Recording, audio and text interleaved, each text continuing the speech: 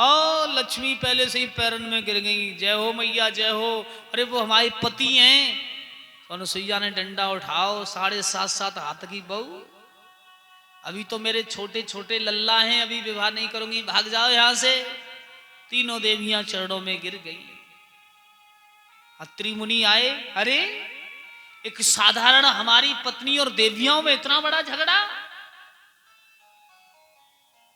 तीनों को निराश देखा तो अत्रि ने कहा, देवी ये जो तीनों सामने खड़ी हैं ये सरस्वती, लक्ष्मी और पार्वती है। पालना में जो झूल रहे हैं ये स्वयं विष्णु, ब्रह्मा और शिव है। इनके पतियों को वापस कर दो। अनुसुईया बोली, तो ऐसा करो, अपना अपना पहचान के उठा लो, जाओ। सरस्वती ने कहा, मैं तो पाल लूंगी। लक्ष्मी बोली, मैं भी पाल लूंगी। पार्वती ने कहा, मैं तो जैसे थे वैसे ही चाहिए। तीनों भागी। अब तीनों पालना में जैसे थे, तीनों एक से ही, ना कोई कारो, ना कोई गोरो, मोटो पतलो छोटो, बिल्कुल अंतर नहीं। पालना की ओर ऐसे झपटी, लेकिन पालना में जब तीनों एक से तो पीछे हट गई। पार्वती सोचने लगी कि बूढ़े ब्रह्मा को हाथ हाथ में आएगा तो कल न पसो मरवे बारो है। लक्ष्मी सोचने लगी, मेरे तो बड़ी सुंदर हैं, कहीं भोले बाबा का हाथ हाथ में आ गया तो भांग घोटती घोटती दुखी है। लेकिन उधर बड़े भाव से पार्वती ने कहा कि साजन बही लूंगी,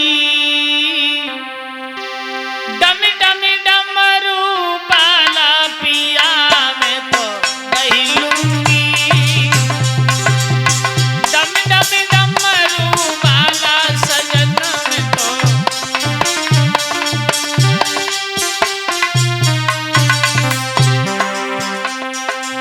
बालम बही लूंगी,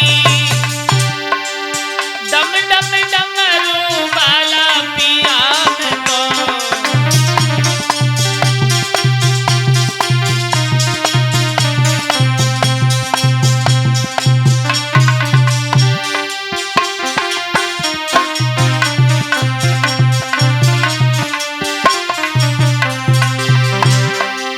हाथ पति के रहे कमंडल,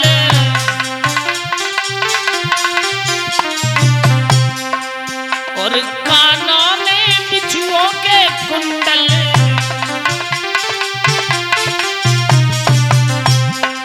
साजन बही लूंगी, भंगिया पीने वाला बलम मैं तो बही लूंगी, डम डम डमरू वाला पिया मैं तो।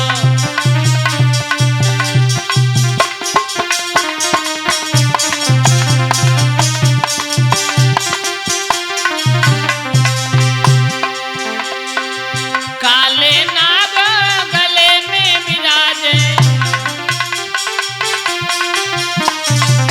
और माथे में चंद्रमा साजे।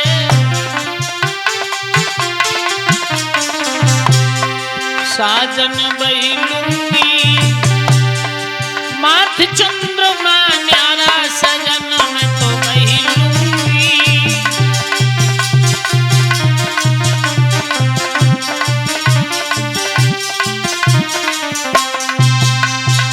आज यही कहा तीनों देवियों ने, हमें तो जैसे थे वैसे ही चाहिए। अनुसुईया ने एकदम जल के छींटा लगाए हैं, जैसे थे तीनों खड़े हो गए।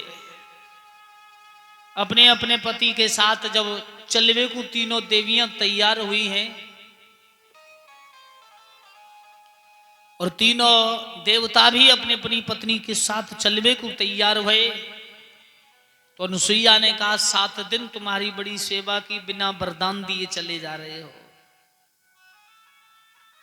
भगवान श्री हरि ने कहा, कहो मांग लीजिए, क्या मांगना चाहती हो।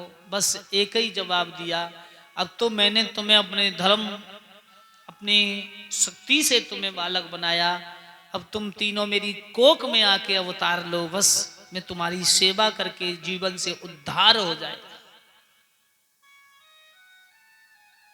भगवान नारायण बोले, लक्ष्मी जी ये और अब हमें नरक में जाना पड़ेगा।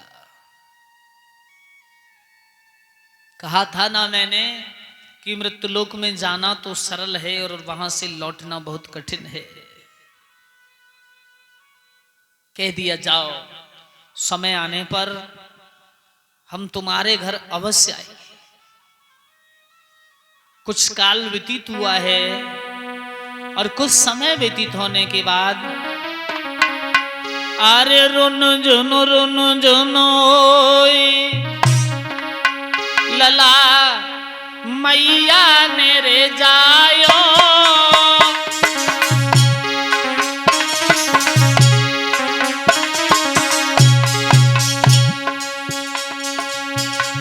लयो विष्णु ने अवतार नाम दा प्राते रखवायो।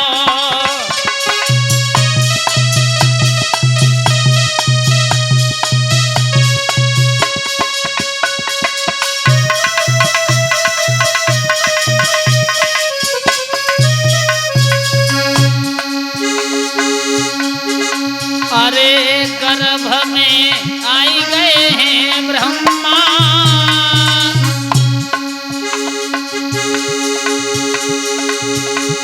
और बाई समय पे पैदा है रे भैया चंद्रमा।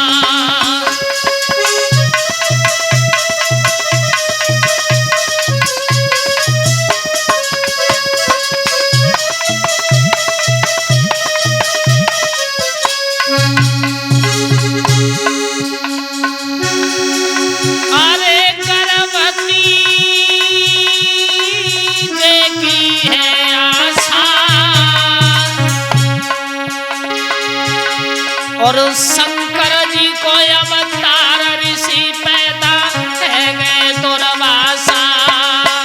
भैया शंकर लो अवतार ऋषि पैदा है गए दुर्वासा।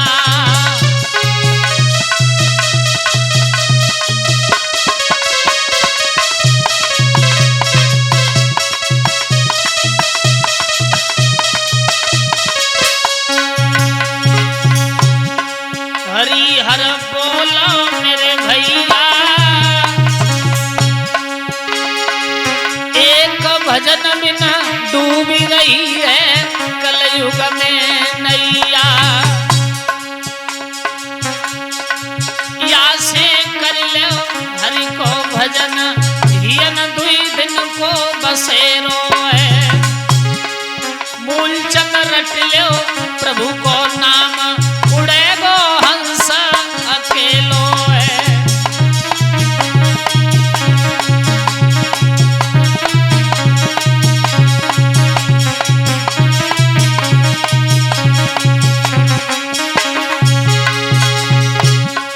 हंस अकेलो है, उड़ेगो हंसा अकेलो है।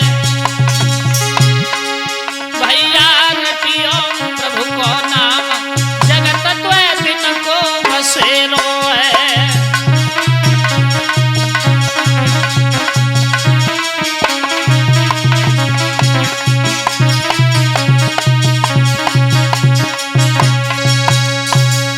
आज तीनों देवताओं ने बारी बारी से अवतार लिया है। सुखदेव कह रहे हैं, हे महाराज परीक्षित, भगवान दत्तात्रेय का अवतार भगवान विष्णु जी ने लिया है। चंद्रमा नाम के ऋषि पैदा हुए हैं जो भगवान ब्रह्मा अवतरित हुए, और उसी चंद्रमा के आगे वंशावली बढ़ती चली गई। उसी चंद्रमा वंश में यदुवंश उत्पन्न हुआ है, और भगवान शिव ने अवतार लिया है तो दुर्वासा ऋषि पैदा हुए। भगवान सुखदेव जी कहते हैं, महाराज परीक्षित, तीनों देवता अनुसुईया की कोख से पैदा हुए। एकदम कहा, धन्य है प्रभु, अनुसुईया का चरित्र मेरे जीवन में बड़ा ही सुखदायी बना है। पर मेरी थोड़ी सी एक शंका और है। जवाब दिया, कहो कौन सी शंका है? तुमने कहा था कि 60,000 सगर के पुत्रों को भस्म कैसे किया? तो गंगा पहले मृत्युलोक में नहीं थी। जो मैंने बताया था कल की कथा में, गंगा श्राप के कारण पृथ्वी पर शांतनु से विवाह हुआ। सुखदेव बोले, महाराज परीक्षित, जिस समय बलि के दरवाजे पर 3 पग भूमि मांगने के लिए भगवान विष्णु गए थे, एक पग में पाताल को नापा, दूसरे पग बैकुंठ में गया, जहां चरण का अंगूठा फट गया जिसमें रक्त बह रहा था। ब्रह्मा ने भगवान के चरण कमल के अंगूठे को पहचान के कमंडल में उस रक्त को धोके रखा, जिस रक्त से, जिस खून से एक बड़ी सुंदर बिटिया का जन्म हुआ ब्रह्मा के कमंडल में। ब्रह्मा जी ने उस बेटी का नाम गंगा रखा।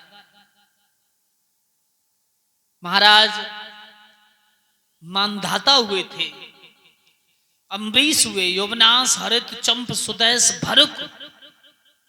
भरुक की 6 पत्नियां थी। एक पत्नी गर्भ से थी महाराज। भरुक की बुढ़ापे में मृत्यु हो गई। 5 पत्नियां ने मिलकर के भरुक को, उस पत्नी को मारने के लिए जहर दिया, लेकिन और ऋषि ने मरने नहीं दिया। संजीवन बूटी विद्या पिला के उस स्त्री को बचा लिया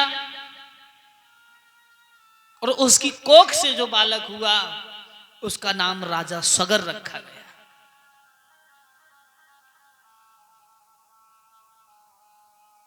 सज्जनों, सगर महान प्रतापी राजा थे। तुलसीदास भी लिखते हैं, पहलो सुख निरोगी काया, दूजो सुख जो घर में माया, तीजो सुख सुत आज्ञाकारी, चौथो सुख पतिव्रता नारी। महाराज के सब सुख है, दुख एक ही है कि जीवन में किसी बालक का जन्म नहीं हुआ। पर मैंने सोचा, देखा कि संसार में किसी न किसी चीज से हर इंसान दुखी है।